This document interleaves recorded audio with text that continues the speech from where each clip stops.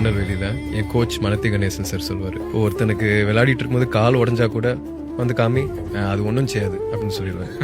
So அது ஒன்றும் செய்யாதுன்றது அந்த ஸ்டேட்மெண்ட் இருக்குல்ல, அது ஒன்றும் பண்ணாதுடா, நீ அதை வச்சுட்டே நீ ஒர்க் பண்ணலாம்டா, அது ஒன் லிமிட் கிடையாதுடா. அது எங்க அப்பாவுக்கும் ஒரு பொருத்தமான விஷயம் தான்.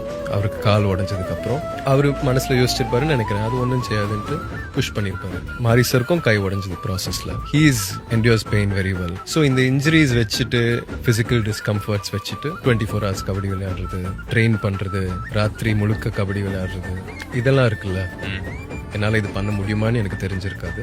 நம்மளை லிமிட் பண்ற விஷயங்கள் வந்து உண்மையா நம்ம லிமிட் பண்ணல, அது பிரெயின்ல தான் மைண்ட்ல தான் இருக்குன்றது.